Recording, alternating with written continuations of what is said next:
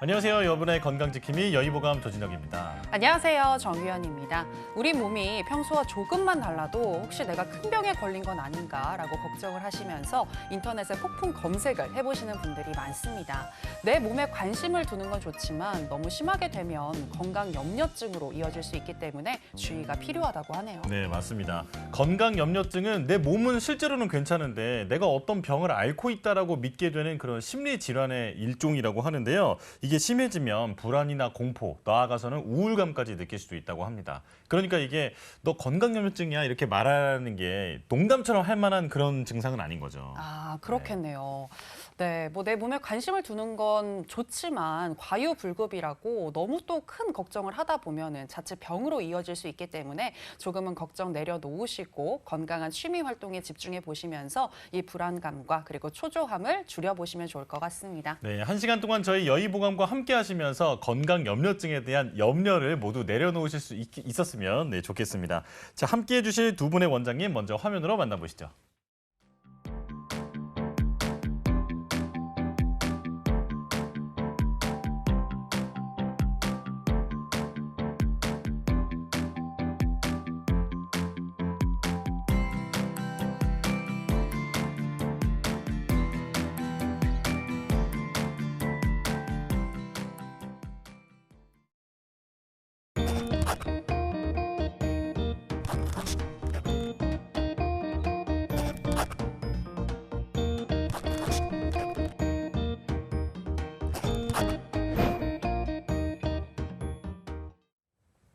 오늘의 여의보감 류상현 원장님, 문창원 원장님 두 분과 함께하겠습니다. 어서 오세요. 어서 오세요. 안녕하세요. 네, 나와주셔서 고맙습니다. 저희가 오프닝에 이 건강 염려증에 대해서 이야기를 나눠봤는데요. 아무래도 현업에서 환자분들을 만나다 보면 실제로 건강 염려증 때문에 찾는 분들도 종종 있을 것 같습니다. 네, 류 원장님, 보통 어떤 종류의 건강 고민을 좀 많이 호소하시는 편이신가요? 네, 정말 많으시죠. 대표적인 네. 건강에 대한 강박장애라고 볼 수 있고요. 네. 장애라고 하면 좀 그렇지만 워낙 많으세요. 게다가 요즘에는 가장 좀 많은 케이스들이 그 수치, 숫자에 대한 네네네. 염려가 되게 심해요. 오. 무슨 얘기냐면 내가 네. 어떤 일이 있어서 혹은 뭐 건강검진을 했는데 컨디션이 안 좋아서 피검사를 했는데 나 원래 혈압이 정상이었는데 140이 나왔어요. 혈압약을 먹어야 되나요? 네네. 혈압이 높아진 것 같으면 잘못하면 머리에 혈관도 잘못될 수 있다는 데부터 해서 굉장히 걱정을 많이들 하시거든요. 근데 뭐 그 수치라는 것 자체가 사실 평소에도 계속 안 좋아 왔고 거기에 대한 증상들이 있었으면 모르는데 급성기로 예를 들어서 뭐 과로를 한 2, 3일 하고 나서 술을 과음을 한 2, 3일 하고 나서 혈압 재면 누구나 다 올라가 있거든요. 네. 근데 그런 것들은 사실 몸이 뭐 건강이 단시간 안 좋아졌긴 했지만 쉬면 좀 나을 수 있는 것들 꼭 치료가 필요하냐라고 했을 땐 그렇지 않고 관리만으로도 좋아질 수 있는 경우들이 많이 있거든요. 뭐 수치라는 것 자체가 사실 예를 들면 한 3, 40년 전만 해도 그 고혈압 기준이 네. 140이 아니었어요. 오. 처음엔 네. 160이었어요. 아, 그래요? 그러다가 한 1, 20년 지나면서 150으로 줄고 지나면서 140으로 줄고 요새는 미국은 130으로 하는 주도 있어요. 오. 그러면은 그 수치가 낮아질수록 그 위험에 대한 걸 좀 빨리 발견할 수 있는 이점은 있지만 네. 실질적으로 그 수치만 보고 갑자기 약을 좀 그 필요 없이 많이 먹어서 안 좋아지는 경우도 있을 수 있기 때문에 네네. 그래서 일단 건강 염려증에 대해서 최근에는 그런 수치에 대한 걱정들을 많이 하신다. 혈압도 그렇고 당뇨도 그렇고 그런 것들에서 너무 걱정 안 하셔도 되겠다 정도일 것 같습니다. 네. 네. 자, 원장님처럼 이렇게 좀 친절하게 설명을 해주시고 그러면 그 들으면서 마음이 좀 내려놓을 수 있을 것 같기는 한데 사실 이런 걱정은 이제 계속 생기는 거란 말이죠. 그쵸. 자, 어떻게 하면 이런 걱정을 좀 줄일 수 있을지 문 원장님께서 알려주실까요? 예. 그 건강 염려증이 아까 말씀하신 것처럼 환자분께서 스스로 인터넷이나 책 등을 찾아보고 자의적인 해석을 통해서 스스로 진단을 해버리기 때문에 발생하는 좀 문제들입니다. 네. 이러한 그 문제들은 실제로 그 의학을 공부하는 학생들도 많이 저지르는 일들이거든요. 오, 네. 그래서 보통 우리가 그 본과병 걸렸다 이렇게 이야기를 하는데 어떤 거요? 예과에서 본과병? 본과가 가면서 그 임상 과목들이 많아지면서 질병에 대해서 많이 배우니까 이해가 되니까. 네, 그러니까 이것도 내 거 같고 이것도 내 병 같고 이제 그런 그 본과병 네네. 이야기를 하는데 이게 자 그래서 스스로 진단을 하는 것을 멈춰야 됩니다. 네, 이게 내 거 같다 이러한 것을 멈춰야 되는데 그 질환의 병태 생리를 충분히 이해를 하고 또 경험이 있는 그 전문 의료인으로부터 그 감별 진단을 받아서 네. 혹시 진짜 내가 이러한 병이 있는지를 충분히 이해할 수 있게 그 설명을 듣는 것이 사실은 뭐 유일한 방법이라고 생각을 합니다. 네. 이게 사실 어설프게 알면 걱정만 늘기 마련이거든요. 맞습니다. 꼭 전문가를 찾아가서 내가 어디가 어떻게 아픈데 정말로 아픈 건지 꼭 물어보시길 바라겠습니다. 네. 자, 그러면 이제 여의보감 첫 번째 주제로 시작해 보도록 하겠습니다. 오늘의 첫 번째 주제는 바로 갱년기인데요. 이 갱년기 증상이 왔을 때 그냥 가볍게 넘어가시는 분들도 있지만 이 증상이 너무 심해서 또 일상생활에 많은 불편함을 호소하시는 분들도 계신 것 같습니다. 이 일상생활의 불편함을 넘어서서 또 건강을 위협할 수도 있는 갱년기인데요. 정확한 정의부터 일단은 짚고 넘어가야 될 것 같습니다. 류 원장님, 갱년기란 무엇인가요? 네, 사실 뭐 갱년기는 다들 잘 알고 계실 거라서 네. 뭐 갱년기는 우리가 무슨 증상들 가지고 좀 심각하게 이야기하는 경우들도 많이 있고 한데 실질적으로는 이제 여성이 난수에서 나오던 그 여성 호르몬, 대표적으로 에스트로겐 같은 것들이 네. 난수에서 점점 나오지 않게, 즉 그 난수에서 일을 전부 다 하고 나서 호르몬이 점점 줄게 되거든요. 네. 그게 대략 우리가 50세 전후로 보고 있고요. 50세 전후를 그 전후로 해서 에스트로겐이 점점 줄면서, 그러니까 그 전에는 마치 음식으로 비교를 하면은 굉장히 양질의 음식들이 몸에 아주 많이 공급이 잘 되다가 어느 순간부터 공급이 끊기는 거죠. 공급이 끊기고 굉장히 질이 안 좋은 여성 호르몬을 대체할 수 있는 물질들이나 여성 호르몬들이 조금씩 나오면서 계속 이제 그 몸이 그 호르몬이 좋았던 게 안 좋아지는 그 격차를 적응해가는 과정이 갱년기인 거예요. 갱년기라고 볼 수 있어요. 네. 보통은 폐경이 이행이 되면서 1년에서 5년까지는 증상이 계속될 수 있고요. 그래서 일단 그 정도 사이에서 나타나는 그런 증상들이라고 보면 되겠고, 예. 그래서 사실 병이라고 하기보다는 몸에서 마땅히 일어나는 호르몬의 변화에 적응하는 과정이기 때문에 뭐 편안하게 지나갈 수 있으면 제일 좋고, 그게 안 되는 경우는 치료를 하고 네. 그렇게 보면 될 것 같습니다. 자, 네. 그게 안 되는 경우에 대해서 말씀을 해주셨는데, 그러니까 이 여성 갱년기 그냥 자연스럽게 받아들이면 좋겠지만 어떤 몸의 이상이라든지 심리적 변화가 나타난단 말이죠. 자, 어떤 증상이 나타나는지 이거는 문 원장님께서 알려주시죠. 네. 그 갱년기에 나타날 수 있는 증상들에 대해서 이야기를 해보자면 네. 가장 그 중요한 것은 안면 홍조와 발한입니다. 네. 땀이 나는 것이죠. 예. 안면 홍조는 뭐 워낙에들 많이들 겪으시는 증상이고요. 그 신체적 증상이 주로 그렇다면 또 정신적인 증상들도 많이 나타납니다. 네. 보통 많이들 호소하는 것들은 불면증이 좀 대표적이고요. 네. 그 다음에 이제 신경이 좀 예민해지면서 뭐 무기력증이나 불안증이나 우울증 이제 이런 것들도 그 발생을 합니다. 예. 네. 또 신체적 증상으로는 두통이나 심계항진 그리고 나아가서 질건조증 등의 증상들이 또 발생하기도 합니다. 네. 그런데 이러한 증상들은 그 모든 갱년기를 나는 여성들에게서 다 심하게 나타나는 것은 아니고요. 네. 한 25% 정도에서 좀 강하게 나타나고 그 나머지 부분들은 자연적으로 좀 소실이 되는 편입니다. 그렇군요. 네, 지금 갱년기 증상에 대해서 이야기를 해주셨는데 내 증상이 관리를 받아야 하는 건지 아닌 건지 좀 혼란스러우신 분들이 많을 것 같습니다. 자, 그런데 이 관리가 필요한 수준인지를 확인해 볼 수 있는 쿠퍼만 지수라는 게 있다고 하거든요. 쿠퍼만 지수에 대해서 조금 더 설명을 듣고 싶은데 류 원장님 부탁드릴게요. 네, 알겠습니다. 이게 갱년기 증상에 대해서 얼마나 이 갱년기 증상이 심한지를 따지는 자가 진단 지수라고 보셔도 되고요. 가장 네. 널리 이용되는 지수이기도 하고요.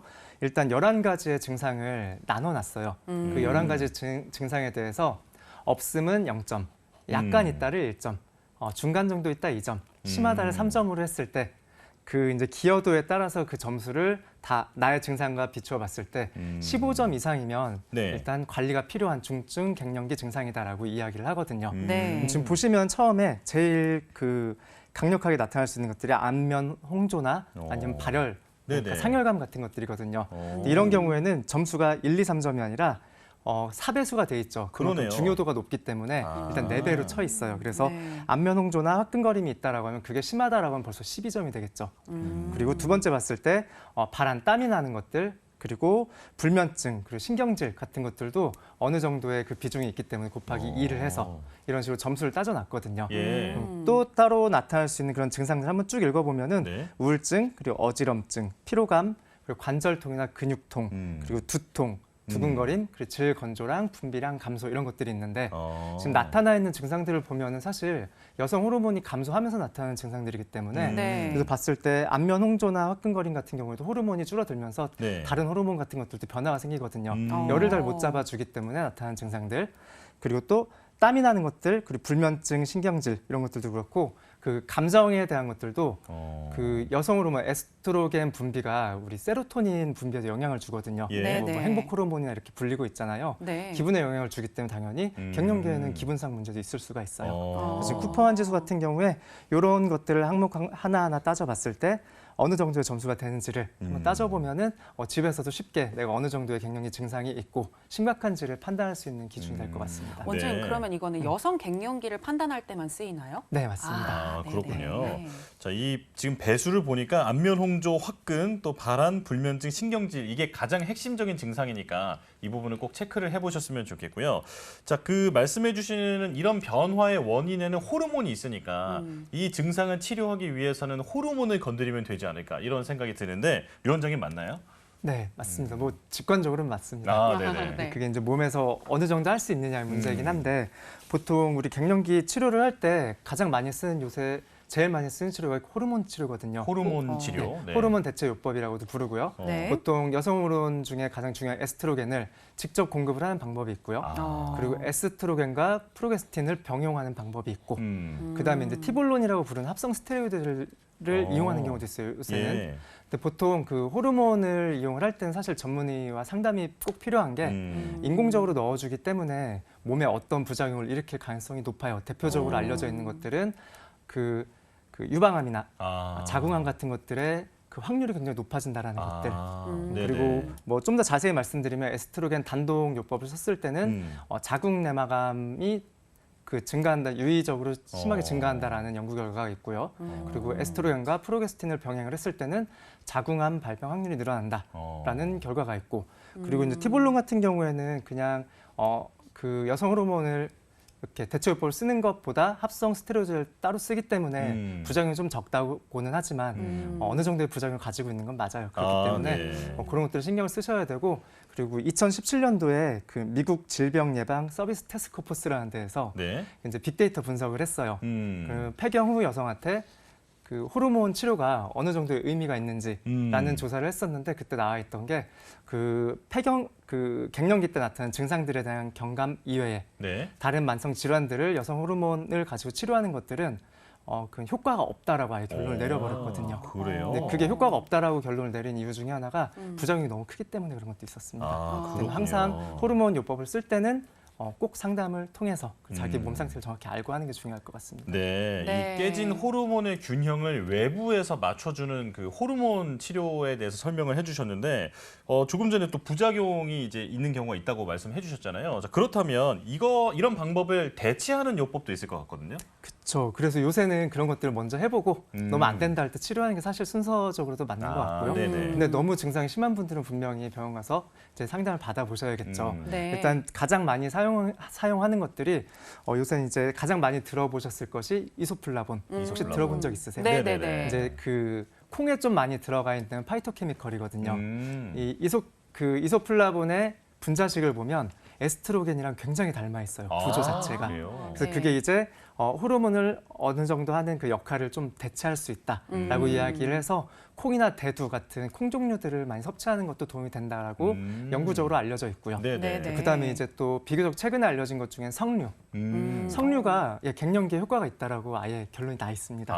그래서 석류 같은 경우에는 갱년기에 도움이 되기 때문에 물론 체질마다 좀 다를 거기 때문에 먹었을 때 속이 좀 쓰리가 안 좋다는 분들은 안 드셔야겠지만 그게 아니면 드셨을 때 도움이 될 것 같아요. 네. 그리고 또 유산균 같은 경우에도 그 갱년기에 도움이 된다라고 알려져 있어요. 유산균 중에서도 특정한 유산균 자체가 갱년기에 효과가 좋다라고 알려져 있어서 요새도 많이 사용하는 걸로 알고 있습니다. 네, 그렇군요. 네, 그렇다면 이 한의학에서는 갱년기의 원인을 무엇으로 보고 있고 또 어떻게 치료하는지 너무 궁금해지는데요. 네. 이어서 설명해 주실까요? 네, 일단 뭐 굉장히 직관적이긴 해요. 한의학에서도 예전 책에 봐도 49세가 되면은 여성의 이제 성기능이 많이 좀 줄어들면서 여러 가지 변화가 나타난다라는 조문들이 있는데 한의학에서 보는 것들은 일단 갱년기에서 가장 중요한 증상들을 우리 그때 봤을 때 그 열나는 거였잖아요. 얼굴 붉어지고 네. 상열감 네. 생기고 그렇기 때문에 가장 그 강한 증상 그 원인들을 열로써 봅니다. 아. 열도 그냥 열만 보는 게 아니라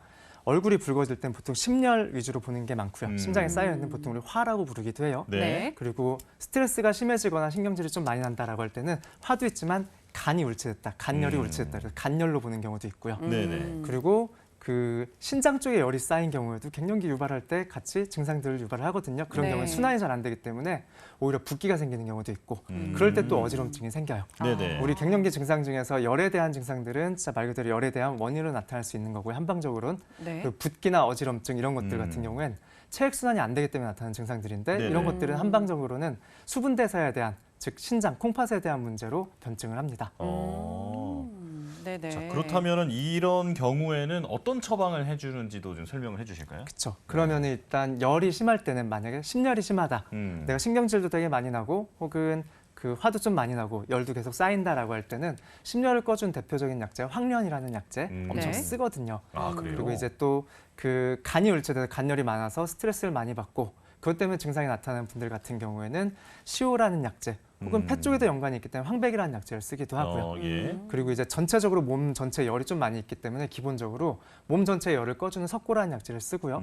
그 열만 꺼준다고 능사가 아니기 때문에 진액 보충을 해주는 게 되게 중요해요. 열 때문에 진액이 말라서 몸이 굳어서 생기는 뭐 아까 그 갱년기에 주로 생기는 관절통이나 근육통 같은 경우에는 네네. 그 열 때문에 진액이 말라서 생기는 음화열로 통하는 그런 통증들이거든요. 그런 것들을 잡아주기 위해서는 진액을 보충하는 치료가 필요한데 그럴 때는 이제 인삼을 쓰기도 합니다. 그렇군요. 네. 자, 그런데 이 갱년기 증상을 앓고 있는 분들을 이제 눕혀서 배를 만져보는 그 복진이라고 하죠. 이 복진을 하면 어떤 특이적인 증상이 있다고 하는데 어떤 건가요? 예, 사실 그 다 나타날 수 있기는 해요. 그런데 이제 특정적으로 나타나는 게 아까 그 진단점 중에서 심열이 심한 분들은 실제로 누워서 복진을 했을 때 네. 가슴 쪽 흉골 쪽을 손으로 지그시 눌러보면은 네. 열이 훅 올라와요. 예. 심한 분들은 어느 정도냐면 손을 이렇게 누르면은 이제 도표에 보시면 답답이라고 써 있는 자리 네네네. 있죠. 저기 흉골 쪽을 이렇게 눌렀을 때 심한 분들은 손이 가려고 하면 손을 탁 쳐내거든요. 너무 답답하니까 답답하다. 싫은 거죠. 네네. 그런 경우에 이제 얼굴이 많이 붉어지는 분들이 많이 있고 근육통이나 관절통이 생기는 분들 중에는 간울체된 경우가 많기 때문에 그림에서 봤을 때는 복직근 쪽에 이렇게 빗금을 쳐놓은 자리들은 복직근을 눌렀을 때 질기고 아픈 것들이거든요. 네. 네. 질기고 아프다라는 얘기는 열 때문에 진액이 말라서 육포처럼 질겨지기 때문에 생기는 통증들. 예, 그래서 예. 저기를 눌렀을 때 아픈 분들은 일단 그 간열이 많다라고 해서 그쪽을 치료해 주면 되겠고 그리고 이제 배꼽 바로 위쪽이 아프거나 위쪽으로 딱딱한 게 만져지는 그런 진단점을 가진 분들은 체액 대사가 잘 안 되는 거기 때문에 저런 경우에 붓거나 어지러움 같은 게 생길 수 있어요. 피부 증상이 나타나는 경우도 많이 있고요. 네네. 저런 경우에 이제 그쪽을 잡아주는 처방을 쓸 텐데 결국에 저런 복진들이 나타났을 때 대략 저런 복진이 많이 나타날수록 증상들이 많은 거고 원인이 많고 증상이 많은 거고 네네. 저런 복진들이 덜 나타날수록 좀 더 빨리 나을 수 있고 원인도 단순하다라고 볼 수 있을 것 같습니다. 그렇군요. 네. 무엇보다 이 복진 같은 경우는 꼭 자기가 하면 안 되고요. 네, 그 전문가를 찾아가서 받아보시기 바라겠습니다. 자, 그리고 이 갱년기 같은 경우에는 나이가 들에 따라서 자연스럽게 오는 그런 질환인 만큼 뭔가 미리 대비를 할 수 있을 것 같은데 갱년기를 예방할 수 있는 방법, 문 원장님 어떤 게 있을까요? 네. 갱년기를 좀 완만하게 날 수 있는 방법들을 이야기를 하자면 먼저 그 갱년기가 발생하는 것이 난소 기능이 퇴축을 하면서 급격한 호르몬의 변화에 의해서 발생을 한다 이렇게 우리가 지금 알고 있습니다. 네. 이제 그래서 그 어떤 규칙적인 생활을 함으로써 건강한 리듬을 맞추어 나가는 것. 네, 그래서 그 마치 우리 그 초등학교 학생들이 방학 때 방학 생활 계획표를 만들어서 몇 시에는 무엇을 하고 몇 시에는 무엇을 하고 이제 이런 식으로 뭔가 규칙적인 생활 습관을 지속할 수 있다면은 좀 도움이 많이 되겠습니다. 예. 네. 그래서 그 운동이나 무리하지 않는 선에서 그 운동을 좀 해주는 것, 그 다음에 먹는 것도 식단을 어떤 날은 이렇게 소화가 많이 안 되는 음식도 먹고 이러지 말고. 그 균형 잡힌 식단을 좀 유지하면서 카페인이나 지나친 수분 섭취는 좀 피하고 또 자극적인 거 맵거나 많이 짜거나 하는 음식들 이러한 것들은 좀 피해 나가는 것도 좋은 일이겠습니다. 네. 그리고 또한 이제 스트레스 관리도 좀 많이 중요하기 때문에 네. 어떤 그 특정한 일들 때문에 그 정신적인 건강이 확 이렇게 바뀔 수가 있거든요. 예. 네, 그래서 그러한 것들도 좀 주의해서 그 아까 얘기했던 건강한 그 리듬을 좀 그 유지할 수 있게끔 하면 도움이 되겠습니다. 네. 네. 규칙적인 생활과 또 스트레스를 받지 않기 위해서 이제 노력을 해주시는 게 중요할 것 같고요. 자, 저희가 지금 시간이 얼마 남지 않았는데 남성 갱년기도 좀 짚어봐야 될 것 같아요, 류 원장님. 자, 남성 갱년기에 대해서 좀 설명해 주실까요? 네, 남성 갱년기 들어보셨나요? 네, 저희 그래요? 아빠는 네, 실제로 겪으셨어요. 네. 요즘에 많이 듣는 개념인 것 같아요. 네, 남성 갱년기는 여성 갱년기랑 다르게 물론 호르몬 감소에 대한 증상들은 많긴 한데 네네. 여성처럼 짧은 기간 동안 호르몬이 확 감소하는 게 아니라 남성은 40세가 넘고 나면 보통 0.8%에서 1.6% 정도의 테스토스테론이 매년 감소를 합니다. 아, 네. 매년 감소하기 때문에 그것에 따라서 나타나는 증상들을 남성 갱년기로 정의를 해요. 다만 이제 워낙 좀 미미하다 보니까 남성 갱년기로서 정의하는 것보다 노화와 같이 되고 있는 증상들이라고 보시는 게 사실 좀 더 현실적이긴 하고요. 아, 네네. 네네네. 그렇군요. 근데 여성에게 아까 쿠퍼만 지수가 있다면 남성은 이 갱년기 정도를 파악해 볼 수 있는 물리 설문지가 있다고 알고 있거든요. 네. 이에 대해서도 간단하게 설명해 주시죠. 네, 알겠습니다. 그 남성 갱년기 같은 경우에 나타나는 증상들이 사실 그 성기능에 대한 것들이랑요, 키나 아니면 의욕 이런 것들에 대한 문제들이 되게 많이 있어요. 그래서 네네. 물리설문지 한번 보시면은 이게 10가지 항목들이 있는데 그 중에 제일 중요한 첫 번째, 나는 성적 흥미가 감소됐다. 그리고 7번째, 나는 발개 강도가 떨어졌다. 이런 식으로 그 성기능에 관련된 게 가장 커요. 이 둘 중에 하나만 해당을 해도 남성 갱년기로 봅니다. 아. 나머지 이제 뭐 기력이나 아니면 키에 대한 것들, 그리고 의욕 같은 것들, 그리고 식욕에 대한 것들도 떨어지는 것들이 뭐 3개 이상이다라고 하면 남성 갱년기로 보는데 보통 이제 이런 것들은 대부분은 그 노화와 관련돼 있다라고 네. 보시는 게 맞을 것 같아요. 그렇군요. 네. 자, 그렇다면 마지막으로 이 남성 갱년기 어떻게 치료하는지도 좀 짧게 설명해 주실까요? 저 지금 이제 말씀드릴 때도 사실 그렇게 심각하게 이야기를 안 했는데 심각한 네. 분들이 사실 그렇게 많지는 않지만 사실 그렇기 때문에 관리가 필요하거든요. 우리가 네네. 많이 빠르게 늙지 않기 위해서도 관리가 필요한데 남성 갱년기에서 좀 자유롭기 위해서도 그 관리가 필요하고 그리고 관리라 하면 사실 다른 게 없죠. 규칙적인 생활. 건강 관리. 그렇죠. 잘 먹고 잘 자고 잘 싸고 이런 건강 관리가 가장 중요할 것 같아요. 뭐 흡연이나 금주는 당연히 그런 거죠. 그거만 말 하나만 하고요. 아, 예. 네, 알겠습니다. 건강 관리 매우 중요한 것 같습니다. 자, 지금까지 여성과 남성의 이 갱년기 증상과 또 치료법에 대해서 이야기를 나눠봤는데요. 기억해두면 좋을 만한 내용들 다시 한번 정리해봤습니다. 화면으로 만나보시죠.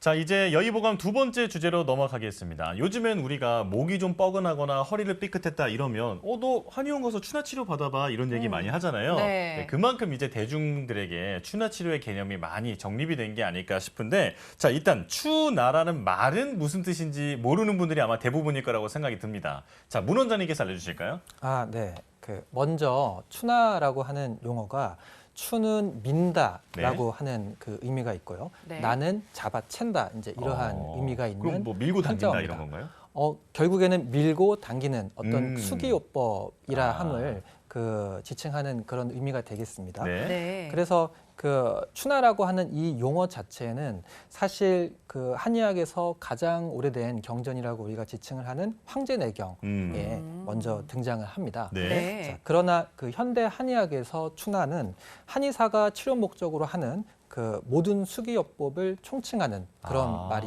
되었습니다. 네. 네. 그래서 추나요법은 그 생리적인 생체 역학 그리고 어떤 병태 생리의 변화들 그리고 진단과 치료를 모두 아우르는 그 추나의학이라고 하는 한의학의 한 분과가 되어 버렸거든요. 아, 네. 네네. 이로 그 바탕으로 하는 치료를 의미한다고 이야기를 이제는 할 수 있겠습니다. 네네. 네, 한의사가 치료 목적으로 시행하는 모든 수기요법이 바로 이 추나요법인데 보통은 일자목이나 거북목 같이 근골격계 질환을 가지고 계신 분들이 많이 추나요법을 하는 것 같거든요. 그런데 이 외에도 또 다양한 경우에 추나요법이 시행이 되는 걸로 알고 있습니다. 어떤 것들이 있는지 류 원장님께서 설명해 주실까요? 네, 일단 가장 흔한 경우가 우리의 악하고 담 걸렸을 때 있잖아요. 네네. 네, 그럴 때 이제 몸의 가동 범위가 조금 제한이 됐거나 아니면 음. 어딘가 걸려 있는 것 같다. 척추나 기타 관절 중에서 제한된 부분이 있을 때 추나를 좀 많이 활용을 하고요. 그리고 그다음 많이 쓰는 것들이 이제 추나 할 때 보면은 이제 그 한의사 선생님들이 전부 다 눌러보거든요, 뼈를. 네. 하나 맞아요. 눌러봤을 때 저희는 그 위치나 적당한 정도를 알기 때문에 음. 눌러보다 보면 약간 어긋난 것들을 알 수가 있어요. 네. 그런 것들이 조금 정렬이 틀어져 있을 때 추나를 하면서 바로 잡습니다. 네. 바로 잡으면 바로 돌아오거든요. 어, 이렇게 네네. 잡아드리고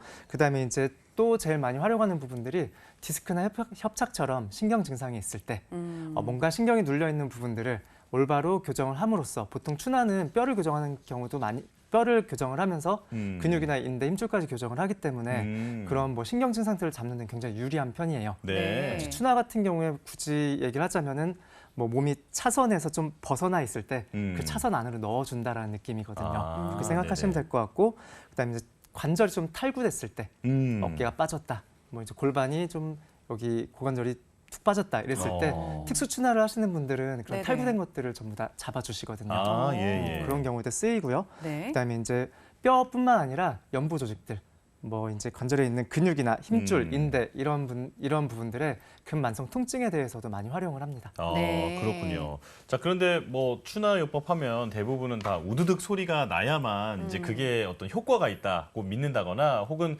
그것만이 치료라고 생각하시는 분들이 있는데 사실 추나 치료는 굉장히 다양한 종류와 기법이 있다고 들었거든요. 자, 이거는 문 원장님께서 알려주시죠. 아, 네, 그렇습니다. 그 추나 치료의 기법에는 몇 가지 종류들이 있는데요. 네. 그 지금 말씀하신 것처럼 소위 우두둑 소리가 나는 그 추나를 정골 추나라고 이야기를 하는데 예. 네. 그 시술자가 한의사죠. 제어된 방향으로 순간적인 힘을 이용을 하고 짧고 빠르게 이거를 스러스트라고 얘기를 하는데 네. 그 힘을 이용을 해서 교정 추나를 시행을 합니다. 네. 예. 그러면은 한 번의 그 교정으로도 목표했던 어떤 관절이나 뼈들의 정렬 상태 이제 이거를 바로 잡을 수 있는 그 추나가 되게 되고요. 예. 네. 이것 외에도 관절 가동이라고 하는 또 기법이 있습니다. 이거는 그 정골 추나랑은 조금 다른데 일단 느립니다. 느리고 진폭이 크다 이렇게 표현을 하는데 천천히 움직이면서 살랑살랑 움직이는 그러한 느낌을 생각을 하면 되는데요. 예. 네. 요거는 한 번에 끝나지가 않겠죠. 그래서 연속적으로 계속 그 관절의 운동을 만들어내는 기법을 이야기를 합니다. 네. 네. 그리고 이제 도수 견인 그 신연법이라고 하는 것이 있는데 이거는 우리 견인 치료를 또 받아보신 분들은 이해가 빠르실 겁니다. 네. 뼈와 뼈 사이의 거리를 늘려서 관절 안에 압박되는 그 압박력을 감쇄시켜주는 그러한 치료라고 이야기를 할 수 있겠고요. 그 지금까지 설명한 요 세 가지들은 주로 이제 뼈나 관절들 이제 이러한 딱딱한 그 조직들을 치료를 하는 네. 방법들이 되겠고 네. 또 연조직 치료를 하는 경근추나라고 하는 것이 있습니다. 네, 그 이것들의 목표는 딱딱한 뼈들이 아니고 그 근막이나 건조직 그리고 힘줄, 인대 이제 이러한 그 말랑말랑한 조직들을 네. 치료 목표로 하고 있고요. 나아가서 내장기도 사실 이 치료의 목표가 될 수도 있다고 네. 말할 수 있습니다. 네. 그래서 그 치료를 통하여 통증을 좀 완화시키고 그리고 염증과 울혈, 근경련을 감소시키는 게 이제 목표가 되고요. 또 국소순환을 또 개선시키기도 하고 그 연조직의 신장성을 또 이거는 향상시키는 그러한 그 효과를 낼 수 있는 치료법이라고 할 수 있겠습니다. 네. 네, 지금까지 추나 치료의 종류에 대해서, 기법의 종류에 대해서 얘기를 해주셨는데 이 뼈나 관절 그리고 연조직 같은 부분은 우리 몸에 있어서 굉장히 중요한 요소이잖아요. 그만큼 안전하게 또 시행이 돼야 되는 게 매우 중요할 것 같습니다. 문 원장님, 어떻게 안전하게 시술을 하는지 설명 부탁드릴게요. 아, 네. 그 안전하게 추나 시술을 하는 네. 가장 중요한 포인트는 안전하게 움직일 수 있는 가동 범위 안에서만 그 치료를 시행을 하는 것입니다. 네네. 네네. 그 인체의 뼈랑 뼈를 그 이루고 있는 관절이 움직일 수 있는 범주가 있는데요. 먼저 생리적으로 움직일 수 있는 가동 범위가 있습니다. 네. 그런데 환자분이 스스로 이렇게 움직일 수 있는 그 능동적인 생리적 가동 범위가 존재를 하고 네. 이것보다 살짝 더 넓어지는 것이 환자분은 힘을 뺀 상태에서 시술자가 움직여뜨리는 가동 범위는 그거보다 조금 더 넓습니다. 네네. 네. 근데 그것도 이제 생리적 가동 범위에 포함되게 되고요. 아. 이러한 범주에서 아까 살랑살랑 이렇게 제가 그 표현을 했던 네. 관절 가동 기법이 그 대상이 되는 그런 공간입니다. 예. 네. 그리고 이제 이것을 완전히 넘어서게 되면 병리적 그 관절 운동 범위가 발생을 하는데 네. 여기까지 다다르면은 이미 인대나 힘줄이나 건조직 그리고 뭐 관절 낭과 같은 연조직들이 손상을 입을 수 있기 때문에 이제 여기까지 다다라서는 안 되겠고요. 네. 네. 자, 그리고 생리적 관절 가동 범위, 병리적 그 관절 가동 범위 그 사이에 또 존재하는 그 범주가 있습니다. 네. 그 아까 설명드렸던 것 중에서 환자분이 스스로 움직이지는 않지만 생리적 가동 범위가 그 조금 더 그 많아지는 네네. 범주가 수동적인 생리적 가동 범위라고 이렇게 이야기를 했었죠. 예. 네. 근데 그거보다 또 조금 더 그 많아지는 그 범주에 속합니다. 요거가 준생리적 가동 범위 이렇게 이야기를 하고요. 그래서 이 공간에서는 소위 우리 우두둑하는 그 추나 교정이 이제 그 시행되는 공간이라고 이야기를 할 수 있습니다. 예. 네, 그래서 사실 지금 말씀드린 마지막 이 범주가 가장 중요한 범위인데 이 범주를 넘어서게 되면은 이제 그 병리적 예. 관절의 운동 범위로 넘어가게 되는 거거든요. 네. 그래서 네. 그 안에서 시술하는 것이 소위 안전하게 그 추나 교정 치료를 하는 방법이다 이렇게 이야기를 할 수 있겠습니다. 네. 네. 자, 그만큼 숙련된 전문가만이 해야 하는 게 바로 이 추나 치료라는 생각이 드는데요. 한마디로 움직여도 되는 범위 내에서 움직이면서 치료를 하기 때문에 안전하다라는 말이잖아요. 네. 네. 자, 그런데 이게 내가 어떤 관절이나 이런 데 통증을 느끼고 있거나 그렇게 되면은 이 추나 치료가 뭔가 이 힘을 받는 거다 보니까 겁이 좀 날 수도 있을 것 같습니다. 자, 통증이 좀 느껴지는 사람도 추나 치료를 받아도 되나요, 원장님? 아, 네, 당연히 이제 그러합니다.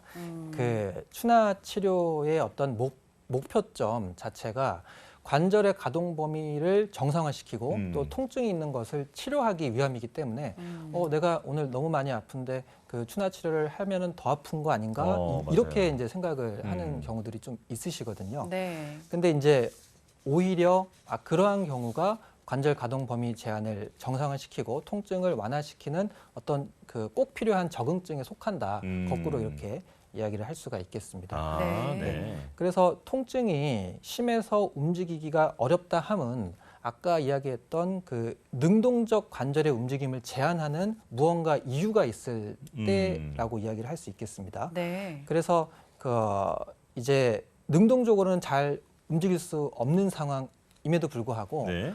그 수동적으로는 또 관절 가동 범위가 나올 수가 있거든요. 아, 예. 나는 스스로는 안 되는데 누워보세요 해서 움직여 보면 또 움직여집니다. 네네. 네. 네, 이러한 경우는 또 그 이제 스러스트하는 정골 추나 기법을 사용을 할 수가 있는 경우가 되겠고요. 네. 또 예를 들어서 경추 목뼈가 안 돌아가는데 왼쪽이 안 돌아가요. 너무 아픈데요. 이제 이런 상황에서 오른쪽으로는 가능하다라고 한다면은 또 그 반대되는 방향이 가능한 경우에는 정골 추나 치료가 또 가능한 경우가 되겠습니다. 네. 네. 네.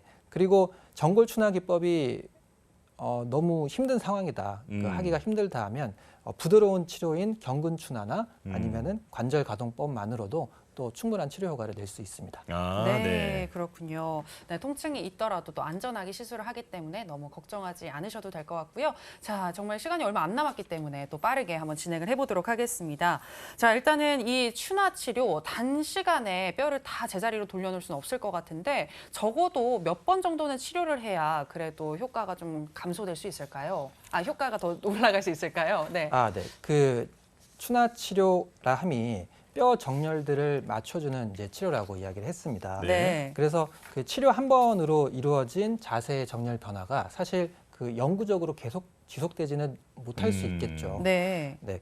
그 교정 치료를 하기 전인 그 이전 상태로 자꾸만 돌아가려고 하는 그 습성이 있다. 이렇게 이야기를 할 수가 있겠는데요. 네. 이전 상태로 이미 익숙해져 있는 연한 연조직들의 어떤 장력들이 자꾸만 그 뼈를 잡아 당기기 때문입니다. 그래서 일시에 모두 정상화되는 것은 아니기 때문에 네. 그 초기에 치료를 할 때는 치료의 빈도수를 좀 높여서 하는 것이 좋겠습니다. 네. 빈도수를 높인다 함이 그 총 치료 횟수가 동일하다면 띄엄띄엄 하지 않고 연달아서 빨리 치료를 하는 것을 지금 말씀을 드린 거거든요. 네. 네, 그래서 그 어느 정도의 어떤 치료 효과가 확보가 되면 그때부터는 그 유지 관리의 차원에서 조금 빈도수를 낮출 수가 있겠고요. 치료 횟수를 다시 이야기를 해보자면 급성인 경우나 경과가 좀 좋다라고 할 때는 5회 미만으로 치료가 끝나는 경우들도 있고 네네. 예. 좀 길어지는 경우에는 10회 이상 넘어가는 경우들도 있습니다. 네. 네. 상태를 자, 보면서 하네요. 네네. 그렇죠. 자, 그리고 이제 그 보통 자세 교정 같은 것을 목적으로 추나를 이제 받으시는 분들도 있을 텐데, 그러니까 사실 추나 치료가 효과가 있는 분야가 더 다양하다고 들었거든요. 자, 류 원장님께서 이것도 좀 간략하게 알려주실까요? 네, 뭐 사실 요새는 그 교통사고로 오시는 분들 중에 네. 추나하시는 분들 되게 많아요. 네. 충격을 받았을 때 척추 쪽으로 충격받는 분들이 많이 있기 때문에 그때 추나하면은 예를 들어 가동 범위가 한 50%밖에 안 났는데 추나하고 나면 바로 돌아옵니다. 그런 식으로 좀 많이 활용을 하고요. 이제 담결리거나 했던 일상적인 통증에 많이 쓰고 게다가 이제 교정도 아까 그 성인의 교정뿐만 아니라 성장기 때 교정은 정말 좋거든요. 네. 왜냐하면 몸이 자라고 있기 때문에 교정하는 게 유지가 되게 잘 되는 편이에요. 네. 그때도 좀 많이 쓰고 그리고 또 출산 후에도 좀 많이 쓰는 편이에요. 출산 후에는 우리가 왜 그 아이를 낳을 때 힘을 줄 때 옥시토신이라는 호르몬이 나오고 그리고 골반이 열려야 되기 때문에 릴렉신이라는 호르몬이 나와서 열어주고 느슨해지고 조금 긴장돼 있고 한 부분들이 병행해서 있게 되거든요. 네. 그런 경우에는 긴장된 부분은 추나로 할 수 있는 부분은 정골요법으로 좀 풀어주고 그리고 근연 이완 요법들로 좀 뭉친 부분들은 그 이완된 부분을 약간씩 잡아주면서 강화될 수 있게 해주는 방법을 쓰면은 네. 아주 좋겠죠. 네. 네네네. 그렇다면 반대로 이 추나 치료를 받으면 안 되는 상황이나 또 추나 치료를 조심해야 하는 질환이 있을 것 같은데요. 이에 대해서도 설명해 주시죠, 문 원장님. 네. 그 사실 경근 추나의 경우에는 사실 금기증이라고 할 만한 네. 그 상황은 많지는 않은데 정골 추나 우리가 인지하고 있는 우두둑 그 네네. 추나는 하면 안 되는 경우들이 금기증이 있습니다. 네. 네, 그래서 그것들을 좀 소개를 해드려 보자면 먼저 척추 뇌저 혈관의 기능 부전 그리고 동맥류나 외상에 의해서 신경학적 결손이 있는 디스크 같은 경우는 이거는 또 할 수가 없습니다. 불안정 척추 골절 그리고 골 종양이나 골 감염 등에서도 또 할 수 없는 경우들이 되겠고요.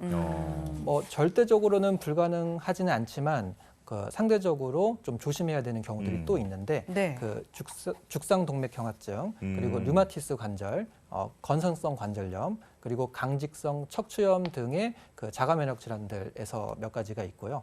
또 골다공증이나 골수염 등도 좀 조심해서 해야 하는 부분들이 있겠습니다. 네. 그렇군요. 자, 지금 이렇게 추나 요법에 대해서 아주 자세하게 알아봤는데 또 아울러서 그 연간 20회 안에서 추나 치료도 이제 보험에 적용이 되니까 이 부분도 한의원에 가셔서 이제 혜택을 좀 받아보셨으면 좋겠습니다. 자, 추나 치료에 대한 저희가 나눴던 얘기를 정리해봤습니다. 화면으로 한번 만나보실까요?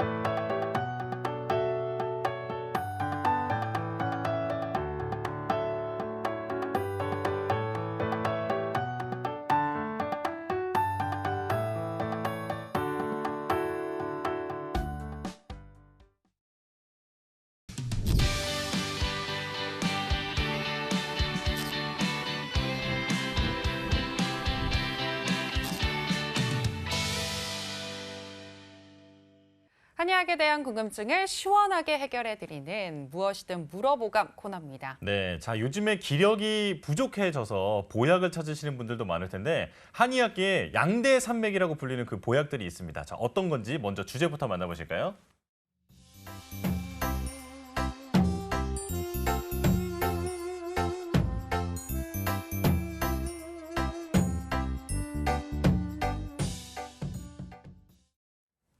자, 오늘은 공진단과 경옥고에 대해서 알아볼 텐데 아마 한의학을 잘 모르시는 분들도 이 두 가지 보약에 대해서는 굉장히 많이 들어보셨을 것 같습니다. 자, 도대체 어떤 약재가 들어가길래 이런 것이 이제 양대산맥으로까지 불리게 되는 건지 먼저 류 원장님께서 알려주시죠. 네, 일단 둘 다 정말 좋은 보약이 틀림없습니다. 저희 네. 많이 먹고 있고 일단 공진단 같은 경우에는 뭐 이제 그 들어가는 약재들이 4가지예요.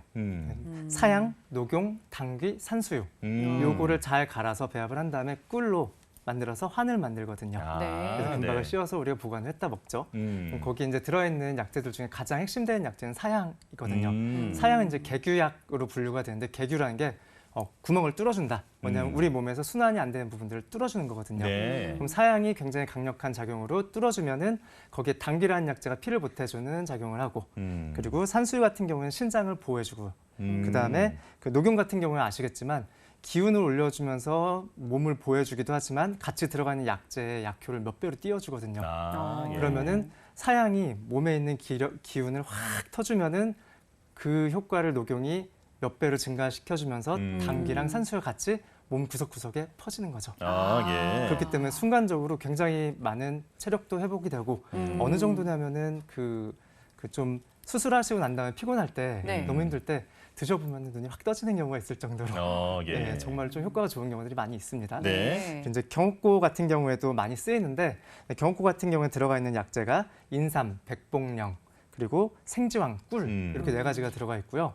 경옥고 같은 경우에는 그 배합하는 게 한 일주일 정도 걸려요 만드는데 다 예. 갈아서 섞은 다음에 매일 숙성시키고 젓고 수성시키고 젓고를 일주일 동안 합니다. 정성이 네. 많이 들어가네요. 그렇죠. 그렇게 네. 해서 이제 경옥고 같은 경우는 이제 보통 연로하신 분들한테 좀 많이 쓰는 편이고요. 들어가 있는 약재들은 대부분 기력을 보태주는 약들 그리고 몸에 있는 노폐물이나 붓기를 좀 빼주는 약들 그리고 항균 항염 작용을 하는 네. 약재들이 들어가 있다고 보시면 될 것 같아요. 네. 네, 정말 알겠습니다. 보약이 맞다라는 생각이 드는데요. 두 보약 효능에는 좀 차이가 있는 것으로 알고 있습니다. 문 원장님, 나에게 맞는 이 보약을 선택하는 기준이 있을까요? 네. 그 2가지 약 모두 그 밸런스가 충분히 잘 잡힌 그 두루두루 복용할 수 있는 처방이긴 하지만 네. 공진단의 경우에는 소위 그 사양과 녹용이 가장 주된 약재이기도 하고 사양과 녹용이 나한테 잘 맞는다 하는 사람들이 복용을 하면 더욱 좋겠습니다. 그래서 그 특히나 정신적인 피로감이 좀 심한다든지 또 스트레스로 인해서 그 과도한 그 정신적 노동이 좀 많으신 분들 그리고 그 쇠약감이 좀 심하다 할 때 공진단을 복용을 하면 득효할 수가 있겠고요. 네. 또 경옥고의 경우에는 인삼이 또 주된 약재가 되기 때문에 인삼이 좀 잘 받는 사람이 드시면 좋겠고 그 경옥고는 특히나 우리 그 코로나 시절에도 또 많이 그 처방을 했던 그런 처방들이거든요. 네. 그래서 폐 건강이 안 좋을 때 복용하시면은 특히나 또 좀 더 그 도움이 되겠다. 이렇게 이야기를 할 수가 있고 네. 2가지 약들 모두 공이 그 면역력을 증강시키는 작용들이 있고요. 또 외부 자극에 의해서 그 어떤 충격이나 내가 어떤 저항을 받을 때 그 저항력을 또 증가시켜주는 그러한 효능이 있습니다. 네. 그리고 또 물질, 에너지 대사 등을 촉진시켜주는 효능이 있기 때문에 네. 사실 두루두루 드셔도 좋을 듯합니다. 그렇군요. 네. 자, 내 몸에 맞는 약재가 무엇인지에 따라서 그 이제 당연히 처방을 받아서 이제 그 드시면 좋을 것 같다라는 생각이 드는데요. 자, 그리고 또 이게 좀 귀한 약이다 보니까 약효를 어떻게든 높이고 싶어서 여러 가지 설이 많아요. 이거 뭐 공복에 먹으면 효과가 훨씬 좋다 이런 얘기도 있는데 사실인가요, 위원장님? 네, 사실입니다. 네. 그래요. 근데 사실 모든 양약, 한약 다 통틀어서요. 특별한 약들 빼고는 공복에 먹는 게 원래 효과가 제일 좋습니다. 그래요? 원래 근데 밥을 먹고 먹으라 뭐 이런 근데 얘기. 때를 잘 맞추게 하기 위해서 하는 네. 경우가 대부분이고 게다가 꼭 식후에 먹어야 되는 약들은 다 스티칭이 들어가요. 네네네. 근데 그거는 맞기는 한데 일단 공진단 자체가 사실 한자만 봐도요. 받들 공자에 별진자 그 별진자 중에서도 북극성을 뜻하는데 네. 임금을 받드는 단 약인 거예요. 네네. 엄청나게 좋은 약인데 일단 공진단에 들어가 있는 그 사향도 엄청 비싸거든요. 예. 근데 그 향이기 때문에 향이 많이 남아 있어야 효과가 좋아요. 그래서 금박으로 쌓여 있거든요. 네네. 우리가 먹을 때도 입안에 넣고 그 향을 계속 음미하는 게 당연히 효과가 뭐 좋겠죠. 오랫동안 입에 붙여놓고 먹어라 뭐 이런 그쵸. 얘기도 그래서 들었거든요. 공복에 먹으면서 오랫동안 먹는 게 효과가 좋은 게 맞습니다. 아, 네. 그렇군요. 이제 귀한 약을 드실 때는 3가지 정성이 필요하다고 이야기하거든요. 네. 네. 첫 번째 그 약재를 준비하는 사람의 정성, 두 번째는 약을 다리는 사람의 정성, 세 번째는 약을 먹는 사람의 정성. 네네. 귀한 약을 드실 때는 귀하게 드셔야 됩니다. 먹는 네. 사람의 정성까지 있다라는 점 기억을 해야겠습니다. 네, 지금 공진당과 경옥고 모두 공복에 오랫동안 먹는 게 좋다라는 말씀이시죠? 네. 네, 기억하시면 좋을 것 같고요. 자, 그리고 공진당과 경옥고 복용을 할 때 주의해야 할 사항이 있는지도 궁금한데 어떤가요, 문 원장님? 네. 그 공진당과 경옥고 모두 보양하는 그 방향, 그리고 보음하는 방향, 그리고 이제 보기하는 방향과 보혈하는 방향들이 아까 말씀드린 것처럼 밸런스가 잘 잡혀 있는 그러한 처방입니다. 네. 네. 그런데 이제 사양의 경우에는 개규하는 작용이 좀 강한 편이고 인삼의 경우에는 이제 또 열을 좀 발생을 시킨다 이렇게 이야기를 하고 있습니다. 네. 그래서 그 상황에 따라서 필요한 처방을 잘 처방을 해서 그 용법을 잘 지켜서 복용을 한다면 대체로는 큰 문제가 없기는 할 테지만 네. 아까 말씀드린 그러한 그 증상들이 좀 어지럽다 아니면은 뭐 좀 열감이 좀 있는 것 같다 이제 이러한 증상이 있다면은 꼭 다시 처방 받으신 한의원에 내원하셔서 그 원장님과 상담을 통해서 좀 조정을 해나가야 되는 부분들이 있으리라 생각을 합니다. 네. 그렇군요. 이제 당연히 처방을 받고도 상담을 통해서 이제 그 처방을 받아서 먹으면 크게 문제는 없을 것 같다라는 생각이 드는데요. 자, 그럼 마지막으로 문 원장님, 이 지금 여름에 요즘에 그 햇볕에 나가서 일하시다가 이제 쓰러지시는 막 노약자분도 온열 많이 질환자분들. 있잖아요. 네, 네. 네. 자, 이런 여름에 보약으로 추천하고 싶은 어떤 보약 뭐가 있을까요? 네. 그 공진당과 경옥고 외에도 특히 최근에 이제 여름에 많이 후덥지근하고 더워서 그 처방을 많이 하고 있는 그 약인데요. 생맥산이라고 하는 생맥산. 네, 약 처방이 있습니다. 그래서 그 떨어진 기운을 보기시켜주는 처방과 그리고 땀을 많이 흘렸을 때 보음시켜주는 처방들이 들어가져 있기 때문에 굉장히 효과가 좋다 이렇게 이야기를 할 수 있겠습니다. 네. 자, 네. 생맥산까지 기억하시면 되겠습니다. 네, 오늘 무엇이든 물어보감에서는 공진당과 경옥고에 대해서 알아봤습니다. 저희 여의보감 너튜브 채널에 커뮤니티가 있는데요. 이 커뮤니티에 여러분들이 궁금하신 내용을 댓글로 남겨주실 수가 있습니다. 댓글로 남겨주시면 저희가 대신해서 원장님들께 여쭤보고 여러분들의 궁금증을 풀어드릴 테니까요. 많은 참여 부탁드리겠습니다. 네, 자, 여의보감 저희가 준비한 소식은 여기까지입니다. 저희는 내일 이 시간 더 알찬 건강 정보와 함께 돌아오겠습니다. 함께해 주신 여러분 고맙습니다.